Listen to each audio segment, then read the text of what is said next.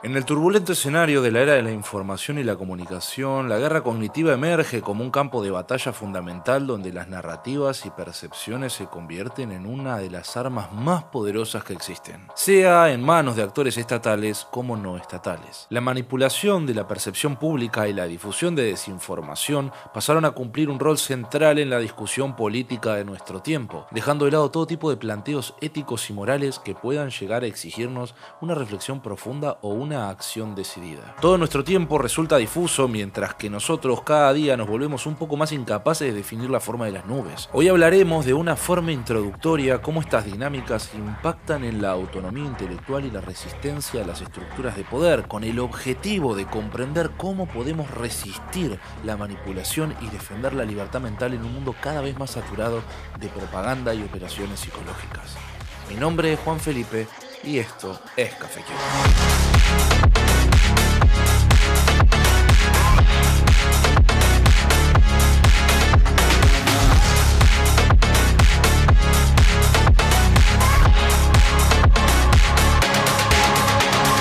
Desde el campo de los estudios de la comunicación, como también de todas aquellas escuelas y autores que vienen señalando esto desde hace un siglo, la manipulación de la percepción pública se convierte en un campo de batalla crucial en la era de la comunicación digital. La guerra cognitiva, entendida como un enigma tejido en la sombra, pretende desplegarse en los recovecos de la mente humana y las redes digitales. Entendámosla como los hilos invisibles que se entrelazan con la percepción, la confianza y la toma de decisiones. En los confines de la ciberesfera, donde los bits fluyen como corrientes subterráneas, la guerra cognitiva se erige como una estrategia maestra.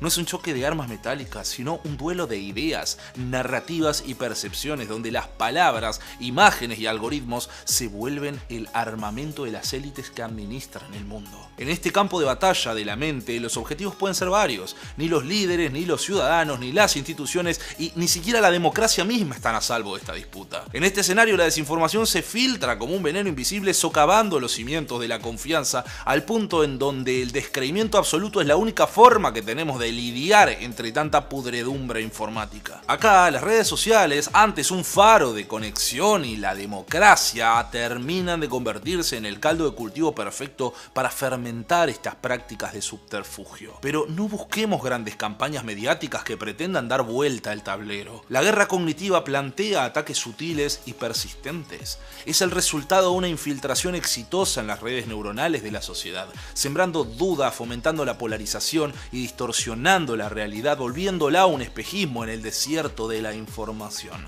Esto comienza a instalar algunos de los grandes dilemas para los estados modernos. ¿Cómo proteger a sus ciudadanos sin censurar la libertad de expresión? ¿Cómo contrarrestar la desinformación sin caer en la propaganda? Las respuestas no son simples, son nudos gordianos cuasi irresolubles sin tener que aplastar algún que otro derecho. Ante este escenario, tanto entidades estatales como privadas consiguieron desarrollar distintas estrategias que les permitan ganar terreno en esta guerra silenciosa, exceptuando sus consecuencias, como crear perfiles falsos o difundir teorías conspirativas con el fin de dirigir la opinión pública. La guerra cognitiva no respeta fronteras, trasciende lo físico y se infiltra en las mentes como un virus insidioso. Un clásico para adentrarse en las aguas negras de esta cuestión es el aclamadísimo Los Guardianes de la Libertad de Noam Chomsky y Edward Herman. Este libro, anterior al desarrollo del ciberespacio como hoy lo conocemos, resulta fundamental en este análisis. Acá los autores argumentan que los medios de comunicación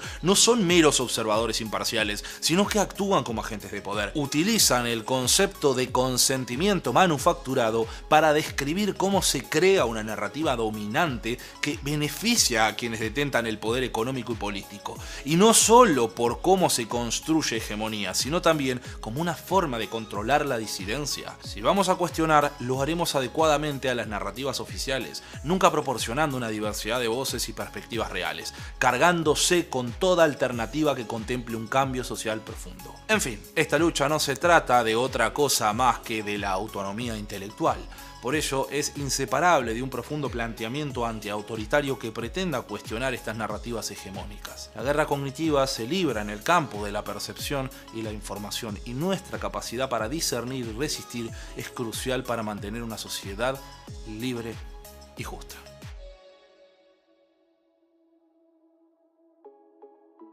Perdón si esta aclaración pueda sonar reiterativa, pero en la era de la información y la comunicación, la manipulación de la percepción pública se convierte en un campo de batalla importantísimo en la discusión política. Por consiguiente, quien dirija esta conversación prácticamente dirige el mundo. En la era del capitalismo de la vigilancia, Shoshana Zuboff introduce justamente el concepto de capitalismo de vigilancia, una forma de poder ejercida por corporaciones poderosas que buscan predecir y controlar el comportamiento humano. A diferencia del capitalismo tradicional que simplemente mercantiliza nuestras experiencias, este nuevo capitalismo utiliza la analítica predictiva para manipular nuestro comportamiento. Zuboff afirma que los medios de producción están subordinados a un medio de modificación del comportamiento cada vez más complejo y completo, resaltando la insidiosa naturaleza de esta nueva ola del capitalismo. Si entendemos esto, el argumento de Zuboff al destacar que la tecnología no puede considerarse aislada de la economía y la sociedad, brilla por lo obvio. En lugar de ser una entidad independiente, la tecnología termina siendo una orientación económica. Por ejemplo, Big Tech como Meta consiguieron perfeccionar el capitalismo de vigilancia de la misma forma en que la General Motors refinó el capitalismo gerencial. Sin embargo, Zuboff señala que el problema acá no radica en empresas individuales, sino en el sistema en sí. Las innovaciones o las explotaciones iniciales de Meta han sido rápidamente cooptadas por otras grandes empresas como Apple, Amazon, Microsoft y Google. Por esto, Zuboff sugiere que las prácticas tradicionales de antimonopolio podrían resultar en la creación de todavía más empresas capitalistas de vigilancia. Cathy O'Neil, matemática y científica de datos estadounidense, en su libro Armas de Destrucción Matemática, arroja algunos rayos de luz sobre este tema. O'Neil explora el papel de los modelos matemáticos en la perpetuación de la desigualdad y la amenaza a la democracia. Acá introduce el concepto de armas de destrucción matemática, o por las siglas ADM, que son opacas, inapelables y afectan de manera desproporcionada a los menos privilegiados. Estas ADM reemplazan a los tomadores de decisiones subjetivos y obligan a quienes se ven afectados por sus decisiones a ajustar sus vidas según modelos. Puede parecer una tontería, pero si nos ponemos a reflexionar en profundidad sobre las implicaciones que esto tiene en nuestra vida, puede llegar a ser aterrador. Más que nada cuando esos modelos matemáticos son la única forma que el usuario conoce como aproximación a esa cosa. Es despojar a ese usuario del lenguaje que lo hace humano. Tanto el capitalismo de vigilancia como las ADM plantean amenazas significativas a la libertad individual y a los valores democráticos. Y no me refiero a los valores de la democracia representativa, de la democracia real. Si no cuestionamos las dinámicas de poder inherentes a la toma de decisiones basadas en datos, jamás vamos a conquistar lucha alguna por la transparencia, la responsabilidad y la autonomía individual.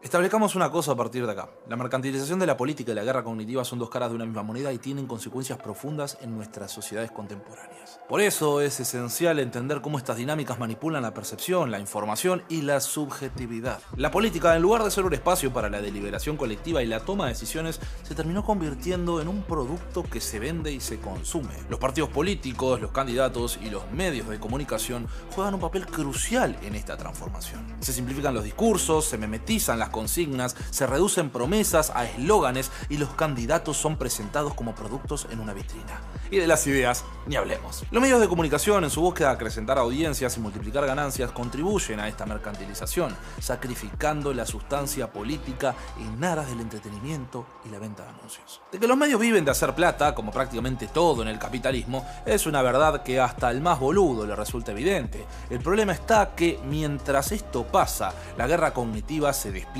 como una estrategia para influir en la percepción pública, armándose de tácticas de desinformación, propaganda y manipulación emocional. Y no es un tema de plata solo por la plata, sino que acá entran estrategias políticas que, a través de moldear la opinión pública, desacreditan a oponentes y consolidan el poder, mientras las redes sociales amplifican estas estrategias, creando burbujas de información y polarización. Esto es profundamente problemático porque se cuestiona la representación política en sí misma, abogando por una supuesta participación democrática política basada en la autogestión y la toma de decisiones directa que no es. Si entendemos que las instituciones políticas son herramientas de opresión y la resistencia implica desafiar su legitimidad, si delegamos nuestra capacidad de gestionar nuestras decisiones, nuestras opiniones y hasta la información que nos es provista, encima en un lugar que damos completamente por sentado que está más viciado que la mierda, jamás vamos a conducir alternativas basadas en la horizontalidad y la autonomía. No se lucha contra la guerra cognitiva, se lucha en ella si lo que se pretende es fomentar esa educación crítica y la autonomía informativa. Pero no es suficiente con desenmascarar las tácticas de manipulación. Es casi igual de importante el empoderar a las personas para que piensen por sí mismas. En última instancia, la lucha contra la mercantilización y la manipulación cognitiva es una lucha por la emancipación y la verdadera democracia, una invitación a resistir, a imaginar nuevas formas de participación, desafiando esas narrativas impuestas.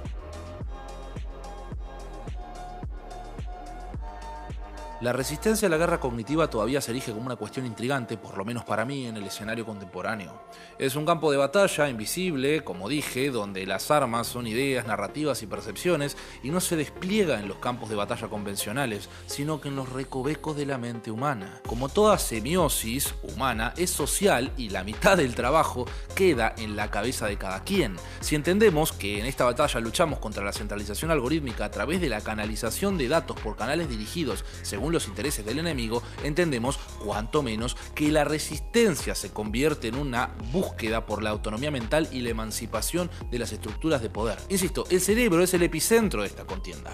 La lucha en el ámbito cognitivo impacta directamente en las emociones, motivaciones, juicios y acciones. Resguardar la autonomía cognitiva y desafiar las narrativas impuestas por las élites e instituciones se convierte así en una tarea crucial. Entendamos que la guerra cognitiva ataca la construcción de la realidad misma, procurando socavar la forma en que cada individuo construye su propia percepción del mundo.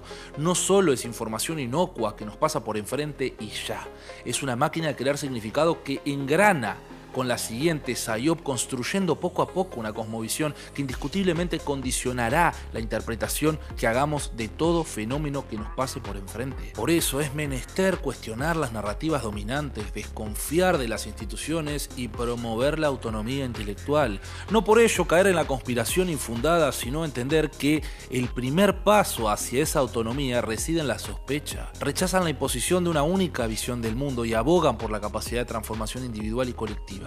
De hecho, en nuestro tiempo, la competencia entre estados se manifiesta como una estrategia cognitiva constante. La manipulación informativa, la polarización de opiniones y la radicalización de los grupos son tácticas comunes en esta guerra invisible. La propia multiplicidad nos lleva a un mundo dicotómico en donde la tendencia es dividirnos entre hegemonía y contrahegemonía, indistintamente si en el proceso llegamos a reivindicar estados con los que tenemos diferencias irreconciliables por mera oposición a aquellos que entendemos como el mal. Y así es como se termina justificando causas nacionales, genocidas e imperialistas. Creo que no está de más aclarar que me opongo a esta instrumentalización de la tecnología y entiendo que la descentralización del conocimiento es el único camino posible en sor de crear una resistencia a la propaganda. La resistencia a la guerra cognitiva implica fomentar la autonomía mental, cuestionar las narrativas oficiales, buscar fuentes alternativas, cultivar la solidaridad y desafiar las estructuras de poder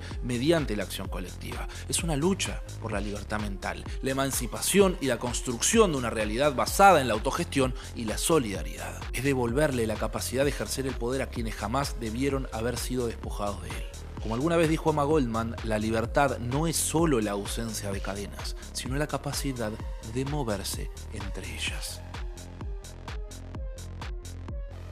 En el vasto y complejo panorama de la guerra cognitiva se nos revela una lucha constante por la autonomía intelectual y la emancipación de las ataduras impuestas por las estructuras de poder. Desde los estudios de la comunicación hasta las reflexiones sobre el capitalismo de vigilancia, se evidencia cómo los actores estatales y no estatales emplean estrategias de desinformación y propaganda para influir en la opinión pública y manipular a la percepción colectiva. En este contexto se nos plantea una interrogante importantísima.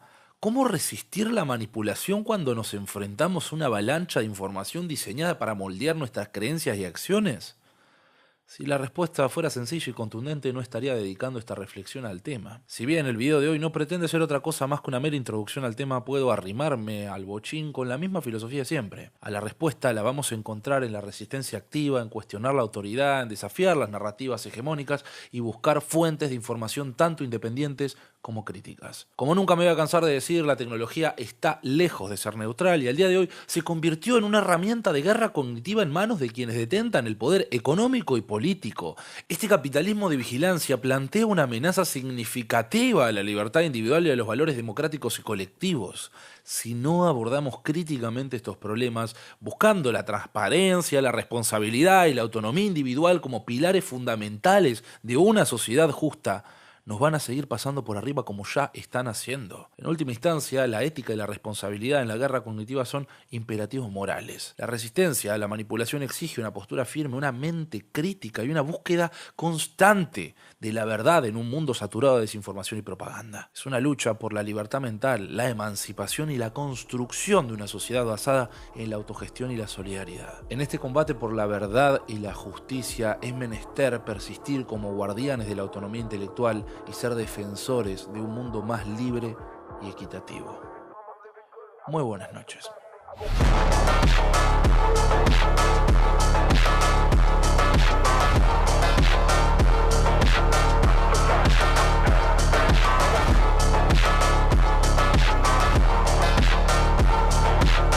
Living good, I go back to back.